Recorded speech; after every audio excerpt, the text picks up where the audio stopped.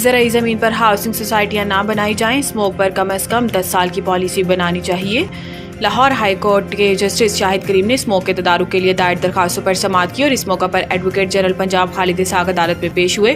سماعت کے دوران عدالت نے ایڈوکیٹ جنرل کو ہدایت کی کہ وزیر اعلیٰ پنجاب واپس آئیں تو آپ کو اسموک پر طویل مدتی پالیسی پر بات کرنی چاہیے، کم از کم 10 سال کی پالیسی بنانی چاہیے۔ ایڈوکیٹ جنرل نے عدالت کو بتایا کہ پنجاب میں الیکٹرک بسیں چلانے کے لیے بجٹ مختص کر دیا گیا ہے۔ اگلے سال جون سے قبل یہ الیکٹرک بسیں سڑکوں پر ہوں گی، جبکہ ہم فوڈ سیکیورٹی سے متعلق اقدامات بھی کر رہے ہیں۔ عدالت نے حکومتی اقدامات کو سراہتے ہوئے کہا کہ حکومت کو چاہیے کہ اعلان کرے زرعی زمین پر ہاؤسنگ سوسائٹیاں نہ بنائی جائیں۔ زیر زمین پانی محفوظ کرنے والا ایک پودا ہے جس کو زیادہ سے زیادہ لگایا جائے اور 10 مرلہ گھروں میں واٹر ٹریٹمنٹ پلانٹ لگانا لازمی قرار دیا جائے۔ بعد ازاں عدالت نے اسموک سے متعلق اقدامات کی عمل درآمد رپورٹس طلب کرتے ہوئے کیس کی مزید سماعت اگلے ہفتے تک ملتوی کر دی۔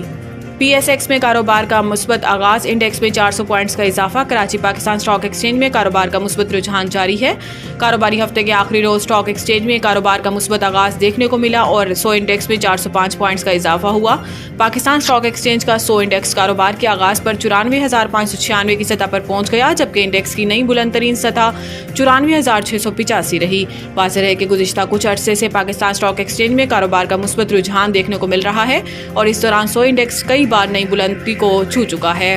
آئینی بینچ ایف آئی اے اور ایف بی آر سے غیر ملکی خفیہ بینک اکاؤنٹس کی رپورٹ طلب۔ آئینی بینچ نے غیر ملکی بینک اکاؤنٹس چھپانے اور لوٹی رقم ریکوری کیس کی سماعت کی۔ بینچ نے لوٹی رقم واپسی پر بھی متعلقہ اداروں سے رپورٹ طلب کر لی۔ وکیل ایف بی آر حافظ احسان کھوکھر نے دلائل میں کہا کہ انکم ٹیکس قانون میں ترمیم ہو چکی ہے، قانون پروسیس کے تحت خفیہ اکاؤنٹس اور ریکوری پر کارروائی چل رہی ہے۔ جسٹس محمد علی مظہر نے ریمارکس کیے کہ کیس میں ایف آئی اے اور ایف بی آر سمیت تمام ایجنسیوں کو رپورٹ کے احکامات جاری ہوئے۔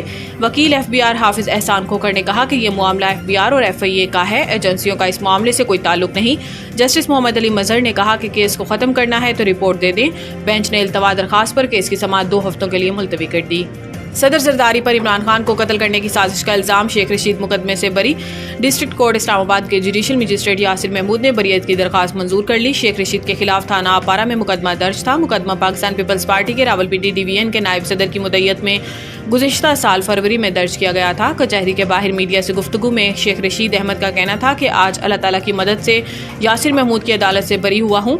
میں اپنے وکلاء اور لوگوں کا مشکور ہوں جنہوں نے میرا کیس لڑا۔ اب بس دہشت گردی کے 14 کیسز رہ گئے ہیں۔ شیخ رشید نے کہا کہ ان حکمرانوں سے جو کام لینا تھا وہ لے لیا گیا ہے، اب یہ خود کہہ رہے ہیں کہ انڈے اور ٹماٹر پڑتے ہیں۔ آپ دونوں پارٹیاں نفرت کا نشان ہیں، ہر کوئی آپ سے نفرت کرتا ہے۔ انہوں نے کہا کہ میں یہاں تھا ہی نہیں جب واقعہ ہوا، مگر دہشت گردی کے مقدمات بنا دیے گئے۔ اب دہشت گردی کی عدالت میں 14 کیسز کی سماعت ہوگی۔ موچ، لسبیلا اور مری میں کیس ہوا، جو جگہ میں نے دیکھی ہی نہیں۔ مجھے خفیہ طور پر کہا گیا کہ آپ کا سامان واپس ہوگا، مگر نہیں ہوا۔